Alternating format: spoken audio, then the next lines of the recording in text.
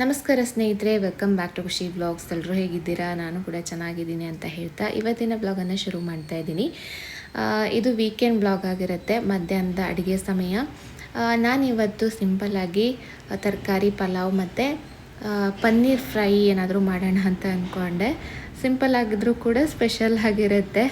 ಎಲ್ಲಾದರೂ ಹೊರಗಡೆ ಹೋಗಿ ತಿನ್ಕೊಂಬರೋಣ ಅಂತ ಅನ್ನಿಸ್ತಾ ಇತ್ತು. ಏನೋ ಒಂಥರ ಏನಾದರೂ ರುಚಿಯಾಗಿ ತಿನ್ನಬೇಕು ಅಂತ ತುಂಬಾ ಅನ್ನಿಸ್ತಾ ಇರುತ್ತೆ. ಬಟ್ ಮಾಡ್ಕೊಳ್ಳಿಕ್ಕಾಗಲ್ಲ, ಹೊರಗಡೆ ತಿಂದರೆ ಆರೋಗ್ಯಕ್ಕೆ ಒಳ್ಳೆಯದಲ್ಲ. ಸೊ ಹಾಗಾಗಿ ಆದಷ್ಟು ಮನೆಯಲ್ಲೇ ಮಾಡ್ಕೊಳ್ಳೋಣ ಅಂತ ಪನ್ನೀರು ತರಿಸ್ಕೊಂಡಿದ್ದೆ.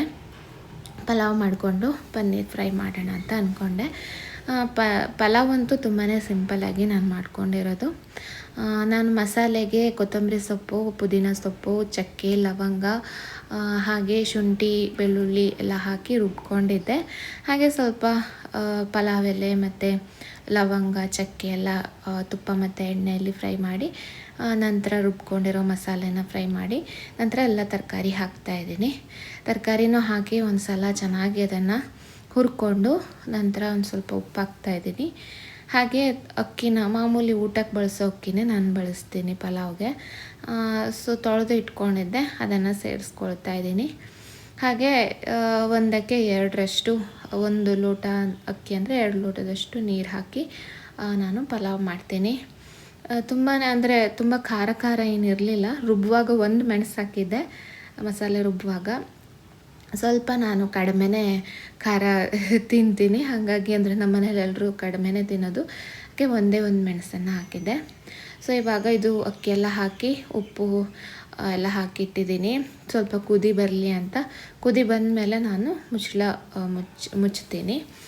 ಸೊ ನಾನು ಅಕ್ಷಯಕಲ್ಪ ಅವ್ರದ್ದು ಪನ್ನೀರ್ ತರಿಸಿದ್ದೆ. ಹಾಗೆ ಈ ಕಡೆ ಕುದಿ ಬಂತು, ಅದಕ್ಕೊಂದು ಸ್ವಲ್ಪ ನಿಂಬೆಹಣ್ಣಿನ ರಸ ಸೇರಿಸಿ ಮತ್ತೊಂದು ಸಲ ಇದನ್ನು ಮಿಕ್ಸ್ ಮಾಡಿ ನಂತರ ನಾನು ಮುಚ್ಚಳ ಹಾಕ್ತಾಯಿದ್ದೀನಿ. 2 ವಿಸಲ್ ಕೂಗಿಸ್ತೀನಿ. ಹಾಗೆ ಪನ್ನೀರನ್ನ ಚಿಕ್ಕದಾಗಿ ಕಟ್ ಮಾಡ್ಕೊಳ್ತಾ ಇದ್ದೀನಿ. ಪನ್ನೀರ್ ಫ್ರೈ ಮಾತ್ರ ತುಂಬಾ ಚೆನ್ನಾಗಾಗಿತ್ತು.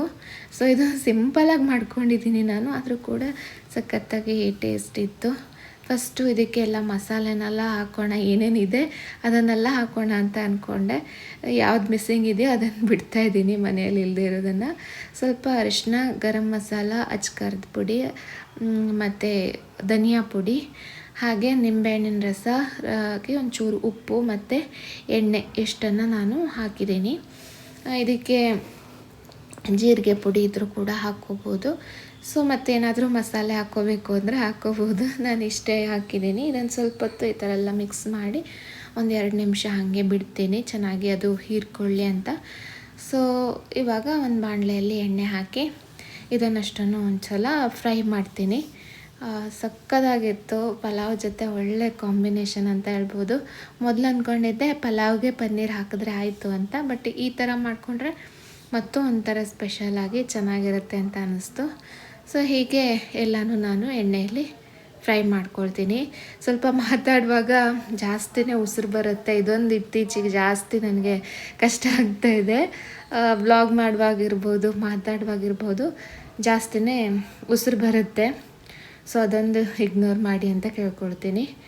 ಹಾಗೆ ಇವಾಗ ಪಲಾವ್ ಕೂಡ ರೆಡಿ ಆಯಿತು, ಪನ್ನೀರ್ ಫ್ರೈ ಕೂಡ ರೆಡಿ ಆಯಿತು. ಹಾಗೆ ಒಂದು ಸ್ವಲ್ಪ ಸೌತೆಕಾಯಿ ಹೆಚ್ಚಿಟ್ಕೊಂಡಿದ್ದೆ, ಸೌತೆಕಾಯಿ ಹಾಕಿ ಒಂಚೂರು ರಾಯ್ತ ಮಾಡಿಕೊಂಡೆ. ಸೊ ಈ ಥರ ಸಿಂಪಲ್ಲಾಗಿ ಮಧ್ಯಾಹ್ನದ ಅಡುಗೆ ರೆಡಿ ಆಯಿತು. ದಿನ ಅನ್ನ, ಸಾಂಬಾರು, ಪಲ್ಯ ಆ ಥರ ಮಾಡ್ತಾ ಇರ್ತೀನಲ್ವ. ಸೊ ಈ ಥರ ಏನಾದರೂ ಮಾಡಿಕೊಂಡ್ರೆ ಮನೆಯಲ್ಲಿ ಅನಗಂಗೂ ಕೂಡ ಖುಷಿ ಆಗುತ್ತೆ, ಅಚ್ಚುತ್ತವ್ರಿಗೂ ಕೂಡ ಇಷ್ಟ ಆಗುತ್ತೆ. ಸೊ ಹೀಗೆ ನನಗೆ ತುಂಬ ಹೊಟ್ಟೆ ಹಸಿತಾ ಇತ್ತು, ಹಾಗಾಗಿ ಮತ್ತೆ ಬೌಲಲ್ಲೆಲ್ಲ ಹಾಕಿ ನಾನು ಸರ್ವ್ ಮಾಡಲಿಲ್ಲ, ಹಾಗೆ ಬಟ್ಲಲ್ಲಿ ಹಾಕಿದೆ. ಸಕ್ಕತ್ತಾಗಿತ್ತು ಊಟ ಮಾತ್ರ, ಆರಾಮಾಗಿ ಊಟ ಮಾಡಿದ್ವಿ. ಸೂಪರಾ? ಸೂಪರ್. ಹಾಗೆ ನಮ್ಮ ಹತ್ರ ಕೆಲವೊಂದು ಐಟಮ್ಗಳೆಲ್ಲ ಇತ್ತು, ಅದನ್ನು ಇನ್ನೂ ಫಿಕ್ಸ್ ಮಾಡಿ ಆಗಿರಲಿಲ್ಲ. ಈ ಲೈಟ್ಸ್ ಎಲ್ಲ ಇಲ್ಲಿ ಹಾಕೋಣ ಅಂತ ಅಚ್ಚುತ್ತವ್ರು ಹಾಕ್ತಾ ಇದ್ದಾರೆ. ಮೀಶೋದಿಂದ ಆರ್ಡರ್ ಮಾಡಿದ್ದು ಕೆಲವೊಂದು ಪ್ರಾಡಕ್ಟ್ಗಳು ಬಂದಿದೆ, ಅದೆಲ್ಲ ಹೇಗಿದೆ ಅನ್ನೋದನ್ನು ತೋರಿಸೋಣ ಅಂತ ಅಂದ್ಕೊಂಡೆ. ಒಂದಷ್ಟು ಈ ಮನೆಗೆ ಬೇಕಿತ್ತು.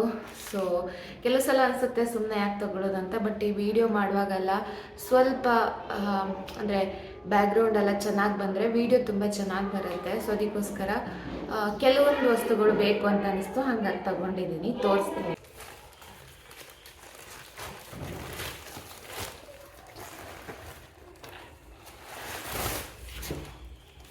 ಇದು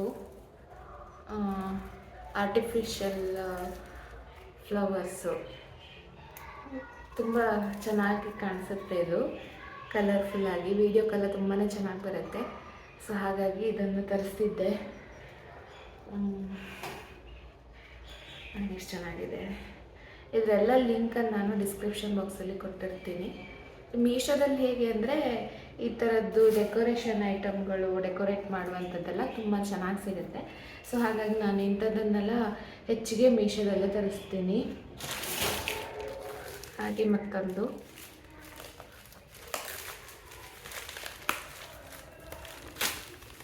ವಿಡಿಯೋ ಎಲ್ಲ ಚೆನ್ನಾಗಿ ಬರಬೇಕು ಅಂದರೆ ಒಂಚೂರು ನಾವು ಈ ಥರದಕ್ಕೆಲ್ಲ ಇನ್ವೆಸ್ಟ್ ಮಾಡಬೇಕಾಗುತ್ತೆ. ಸೊ ಹಾಗಾಗಿ ನಾನು ತರಿಸಿದ್ದು ನೋಡಿ, ಇದು ವಾಲ್ ಹ್ಯಾಂಗಿಂಗು. ದೊಡ್ಡದಿದೆ ಅಂತ ಅಂದ್ಕೊಂಡಿದ್ದೆ, ಬಟ್ ಓಕೆ, ಅಷ್ಟೆಲ್ಲ ದೊಡ್ಡದಿಲ್ಲ, ಚಿಕ್ಕದೇನೆ.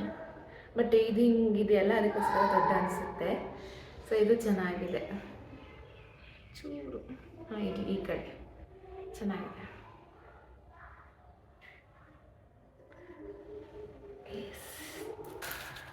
ಮತ್ತು ಹಿಂದಿನ ವೀಡಿಯೋದಲ್ಲಿ ಹೇಳಿದ್ದೆ ನಾನೊಂದು ಗ್ರಾಸ್ ಮ್ಯಾಟ್ ಆರ್ಡರ್ ಮಾಡಿದ್ದೆ ಅಂತ, ಅದು ಬಂತು.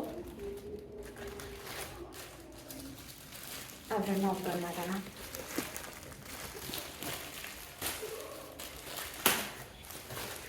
ಇದು ಮಾಮೂಲಿ ಎಲ್ರಿಗೂ ಚೆನ್ನಾಗಿದೆ. 2 ಮ್ಯಾಟ್ ಇದೆ, ಆಲ್ರೆಡಿ 2 ಮ್ಯಾಟ್ ನನ್ನ ಹತ್ರ ಇರೋದ್ರಿಂದ ಈ 2 ಮ್ಯಾಟ್ ಇಲ್ಲಿ ಹಾಕೋದಕ್ಕೆ ಸಾಕು. ಇಷ್ಟು. ಹಾಗೆ ಈ ಥರದ್ದು ಇವಾಗ ನನಗೆ ಥರ ಸ್ಕಾರ್ಫ್ ಬೇಕಿತ್ತು, ಇನ್ನು ಹೊರಗಡೆ ಎಲ್ಲ ಹೋಗುವಾಗ ಹಂಗೆ ಹಾಕ್ಕೊಂಡು ಹೋಗೋದಕ್ಕೆ. ಸೊ ತುಂಬ ಕಡಿಮೆ ಬೆಲೆಗೆ ಸಿಕ್ತು, 2 ಇದೆ ಇದು. ಸೊ ವರ್ತ್ ಅಂತ ಅನಿಸ್ತು ನನಗೆ ಮೀಶೋದಲ್ಲಿ ತರಿಸಿದ್ದು. ಇದನ್ನು ತರಿಸಿದ್ದು. ಸೊ ಇವಾಗ ಬಂದಿರೋದನ್ನೆಲ್ಲ ಸೆಟ್ ಮಾಡೋಣ ಅಂತ ಶುರು ಮಾಡ್ಕೊಂಡಿದ್ದೀನಿ. ಈ ಒಂದು ಗ್ರಾಸ್ ಮ್ಯಾಟೆಲ್ಲ ಇಲ್ಲಿ ಹಾಕೋಣ ಅಂತ. ಇಲ್ಲ ಅಂದರೆ ತುಂಬಾ ಬೋಳ್ ಅಂತ ಅನಿಸುತ್ತೆ, ಅಷ್ಟು ಚೆನ್ನಾಗಿ ಕಾಣಿಸಲ್ಲ. ಸೊ ಕೆಲವು ಸಲ ಅಂದ್ಕೊಳ್ತೀನಿ ಬೇಡ ಯಾಕೆ ಅಂತ, ಬಟ್ ವೀಡಿಯೋ ಮಾಡುವಾಗಲೆಲ್ಲ ಒಂಚೂರು ಚೆನ್ನಾಗಿ ಕಂಡ್ರೆ ವೀಡಿಯೋದಲ್ಲಿ ಕಲರ್ಫುಲ್ಲಾಗಿ ಬರುತ್ತೆ, ಮತ್ತು ಮನೆಯೂ ಕೂಡ ಚೆನ್ನಾಗಿರುತ್ತೆ. ಒಬ್ಬೊಬ್ರಿಗೆ ಒಂದೊಂದು ಥರದೇ ಇಷ್ಟ ಇರುತ್ತಲ್ವ. ಒಬ್ಬೊಬ್ಬರಿಗೆ ಪ್ಲೇನಾಗಿ ಹಾಗೆ ಇದ್ದರೆ ಇಷ್ಟ ಆಗುತ್ತೆ, ಒಬ್ಬೊಬ್ರಿಗೆ ಕಲರ್ಫುಲ್ಲಾಗಿದ್ದರೆ ಇಷ್ಟ ಆಗುತ್ತೆ. ನನಗೆ ಈ ಥರ ಮನೆಯೆಲ್ಲ ಒಂಥರ ಡೆಕೋರೇಟ್ ಮಾಡಬೇಕು, ಕಲರ್ಫುಲ್ಲಾಗಿರಬೇಕು, ಆ ಥರ ನನ್ನ ಮೈಂಡ್ ಸೆಟ್ಟು. ಹಳೆ ಮನೆಯಲ್ಲಿ ಒಂದಷ್ಟು ಇತ್ತು, ಅದನ್ನು ಯೂಸ್ ಮಾಡಿಕೊಂಡು ಇಲ್ಲೇನಾದರೂ ಒಂಚೂರು ಹೆಚ್ಚು ಬೇಕಾದರೆ ಅದನ್ನು ತರಿಸ್ಕೊಳ್ತಾ ಇದ್ದೀನಿ. ಸೊ ಈ ಥರ ಸೆಟ್ ಮಾಡಿಕೊಂಡೆ ಇಲ್ಲಿ. ಹಾಗೆ ಇದನ್ನು ಇಲ್ಲಿ ಒಂದು ಸಿಂಕ್ ಇತ್ತಲ್ಲ, ಅಲ್ಲಿ ಹಾಕ್ತಾಯಿದ್ದೀನಿ. ಸೊ ಇದು ಕೂಡ ಇಲ್ಲಿ ಚೆನ್ನಾಗಿ ಕಾಣಿಸ್ತಾ ಇತ್ತು. ಸುಮಾರು ದೊಡ್ಡದಾಗಿದೆ, ಅಂದ್ಕೊಂಡಷ್ಟು ದೊಡ್ಡದಾಗಿಲ್ಲ, ಬಟ್ ಚೆನ್ನಾಗಿದೆ. ಹಾಗೆ ಈ ಫ್ಲವರ್ಸನ್ನು ಇಲ್ಲಿ ಹಾಕಿದೆ. ಸೊ ಅದು ಇನ್ನೂ ಎಲ್ಲಿ ಅಂತ ಕರೆಕ್ಟಾಗಿ ಸೆಟ್ ಆಗಿಲ್ಲ, ಬಟ್ ಅಲ್ಲೂ ಕೂಡ ಚೆನ್ನಾಗಿ ಕಾಣಿಸ್ತಾ ಇತ್ತು. ಸೊ ಈ ಥರ ಮಾಡಿದ್ದಾಯಿತು. ಹಾಲ್ ಅಂತೂ ಮಸ್ತಾಗಿ ಕಾಣಿಸ್ತಾ ಇತ್ತು, ನನಗೆ ಇಷ್ಟ ಆಯಿತು. ಸೊ ಈ ಥರ ಮಾಡ್ಕೋಬೋದಂತ ನನಗೆ ಅನ್ನಿಸ್ತು. ಹಾಗೆ ಇನ್ನೂ 2 ಐಟಮ್ ಬರೋದಿತ್ತು, ಆನಂತರ ಬಂತು. ಸೊ ಅದನ್ನು ಕೂಡ ತೆಗೆದ್ಬಿಡೋಣ ಅಂತ ಅಂದ್ಕೊಂಡೆ. ಸೋಫಾದ ಮೇಲೆ ನೀವು ನೋಡಿರ್ತೀರ, ನಾನೇನಾದರೂ ಬೆಡ್ಶೀಟು ಏನಾದರೂ ಹಾಕಿರ್ತೀನಿ, ಯಾಕಂದರೆ ಸ್ವಲ್ಪ ಲೈಟ್ ಕಲರ್ ಇರೋದ್ರಿಂದ ಸೋಫಾ ಕವರು. ಆನಾಗ ಅದ್ರ ಮೇಲೆ ಕುತ್ಕೊಂಡು ಏನಾದರೂ ಬರೆಯೋದು ಅಥವಾ ಏನಾದರೂ ತಿಂದಾಗ ಬೀಳಿಸೋದು ಎಲ್ಲ ಮಾಡಿಬಿಡ್ತಾಳೆ. ಸೊ ಗಲೀಜಾಗುತ್ತೆ, ಅದಕ್ಕೋಸ್ಕರ ನಾನೊಂದು ಬೆಡ್ಶೀಟ್ ಹಾಕಿಡ್ತೀನಿ, ಪದೇ ಪದೇ ವಾಶ್ ಮಾಡೋದಕ್ಕಾಗತ್ತೆ ಅಂಥೇಳಿ. ಸೊ ಇದು ಮೀಶೋದಲ್ಲಿ ಹೀಗೆ ನೋಡ್ತಿದ್ದಾಗ ನನಗೆ ಈ ಥರದ್ದು ಸೋಫಾ ಕವರ್ ಕಾಣಿಸ್ತು. ಅಂದರೆ ಜಸ್ಟ್ ಕೆಳಗಡೆ ಕುತ್ಕೊಳ್ಳೋ ಜಾಗದಲ್ಲಿ ಮಾತ್ರ ಹಾಕುವಂಥದ್ದು. ತುಂಬಾ ಚೆನ್ನಾಗಿದೆ. 177 ರುಪೀಸ್ಗೆ ಸಖತ್ ವರ್ತ್ ಅಂತ ಅನ್ನಿಸ್ತು. ಕಲರ್ಫುಲ್ ಆಗಿದೆ, ಸ್ವಲ್ಪ ದಪ್ಪನೂ ಕೂಡ ಇದೆ. ತುಂಬಾ ಚೆನ್ನಾಗಿದೆ. ನನಗೆ ಅಷ್ಟು ದುಡ್ಡಿಗೆ ಆರಾಮಾಗಿ ಕೊಡ್ಬೋದು ಅಂತ ಅನಿಸ್ತು. ಹಾಗಾಗಿ ತರಿಸಿ ನೋಡೋಣ, ಚೆನ್ನಾಗಿದ್ದರೆ ಇಟ್ಕೊಳ್ಳೋಣ, ಇಲ್ಲಾಂದರೆ ರಿಟರ್ನ್ ಮಾಡೋಣ ಅಂತ ಅಂದ್ಕೊಂಡಿದ್ದೆ. ನನಗಂತೂ ಮಸ್ತಾಗಿದೆ ಅಂತ ಅನ್ನಿಸ್ತು. ಸೊ ಇದು ಬೇಕಾದರೆ ನಾನು ಖಂಡಿತ ಯಾರು ಬೇಕಾದರೂ ತಗೋಬೋದು, ರೆಕಮೆಂಡ್ ಮಾಡ್ತೀನಿ. ಚೆನ್ನಾಗಿದೆ, ಕ್ವಾಲಿಟಿ ಕಡಿಮೆ ರೇಟಿಗೆ ಇದೆ. ಸೊ ಅಂದರೆ ಅವಶ್ಯಕತೆ ಇದ್ದವ್ರು ತೊಗೋಬೋದು ಅಷ್ಟೇ. ಹಾಗೆ ಮತ್ತೊಂದು ಬಾಕ್ಸು ಬಂದಿತ್ತು.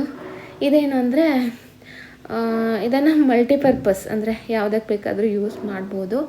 ಒಂಥರ ಸೆರಾಮಿಕ್ ಜಾರ್ ಇದು. ನಾನು ಆಯಿಲ್ ಹಾಕಿಡೋಣ ಅಂತ ತರಿಸಿದ್ದೆ. ಸೊ ಚೆನ್ನಾಗಿ ಇದೆಯಾ ಏನೋ ಅಂತ ಒಂದು ಯೋಚನೆ ಬಂದಿತ್ತು. ಯಾಕೆಂದರೆ ಸೆರಾಮಿಕ್ ಪಾಟು ಅದೆಲ್ಲ ಹೇಗೆ, ಪಾಟ್ ಅಂದರೆ ಈ ಥರ ಜಾರು ಅಥವಾ ಜಗ್ ಥರ ಇದೆ. ಸೊ ಅದನ್ನು ಹೇಗೆ ಪ್ಯಾಕ್ ಮಾಡಿರ್ತಾರೋ ಅಂತ ಅಂದ್ಕೊಂಡಿದ್ದೆ. ಸೊ ತುಂಬಾ ಚೆನ್ನಾಗಿ ಪ್ಯಾಕ್ ಮಾಡಿದ್ದಾರೆ. ಆ್ಯಂಡ್ ಎಲ್ಲೂ ಕೂಡ ಒಂದು ಡ್ಯಾಮೇಜ್ ಕೂಡ ಇರಲಿಲ್ಲ. ಸೊ ಇದರಲ್ಲಿ ನಾವು ಆಯಿಲ್ ಹಾಕಿಟ್ಟು ಯೂಸ್ ಮಾಡ್ಬೋದು. ಇದೊಂಥರ ಕಿಚನ್ಗೆ ಸಖತ್ತಾಗಿ ಲುಕ್ ಕೊಡುತ್ತೆ. ಸೊ ನಾನು ಬರೀ ಆಯಿಲ್ ಬಾಟಲ್ಲು ನಂದು ಏನು ಬರ್ತಾಯಿತ್ತು ಅದರಲ್ಲೇ ಯೂಸ್ ಮಾಡ್ತಾಯಿದ್ದೆ, ಪ್ಲಾಸ್ಟಿಕ್ದು. ಸೊ ಈ ಥರದ್ದು ತಗೋಬೇಕು ಅಂತ ಅಂದ್ಕೊಂಡು ತುಂಬ ದಿನ ಆಗಿತ್ತು. ಇದು ಒಳ್ಳೆ ಸಮಯ ಅಂತ ಅನ್ನಿಸ್ತು, ಹಂಗಾಗಿ ತೊಗೊಂಡೆ. ಜಸ್ಟ್ ಅರ್ಧ ಲೀಟ್ರ್ ಹಾಕ್ಬೋದು ಅಷ್ಟೇ, ಚಿಕ್ಕದದು. ಹಾಗೆ ಇವಾಗ ಸೋಫಾ ಕವರ್ನ ನಾನು ಚೇಂಜ್ ಮಾಡ್ತೀನಿ. ಆಲ್ರೆಡಿ ತೋರಿಸಿದ್ದೆ ಅಲ್ವಾ, ಅದನ್ನು ಒಂದು ಸಲ ನಾನು ವಾಶ್ ಮಾಡಿ ಒಣಗಿಸಿ ನಂತರ ಇವಾಗ ಹಾಕ್ತಾಯಿದ್ದೀನಿ. ನನಗಂತೂ ಇದು ಕಲರ್ಫುಲ್ಲಾಗಿ ಸಕ್ಕತ್ತಾಗಿ ಕಾಣಿಸುತ್ತೆ ಅಂತ ಅನ್ನಿಸ್ತು. ಬೇಕು ಅಂದರೆ ಲಿಂಕನ್ನು ನಾನು ಡಿಸ್ಕ್ರಿಪ್ಷನ್ ಬಾಕ್ಸಲ್ಲಿ ಕೊಟ್ಟಿರ್ತೀನಿ, ಚೆಕ್ ಮಾಡಿ. ಸೊ ಇಷ್ಟು ಹೇಳ್ತಾ ನಾನು ಇವತ್ತಿನ ಒಂದು ಪುಟಾಣಿ ವಿಡಿಯೋನ ಮುಗಿಸ್ತಾ ಇದ್ದೀನಿ. ವಿಡಿಯೋ ಇಷ್ಟ ಆದರೆ ಲೈಕ್ ಮಾಡಿ, ಹಾಗೆ ಸಬ್ಸ್ಕ್ರೈಬ್ ಮಾಡಿಕೊಂಡು ಸಪೋರ್ಟ್ ಮಾಡಿ. ನಮಸ್ಕಾರ.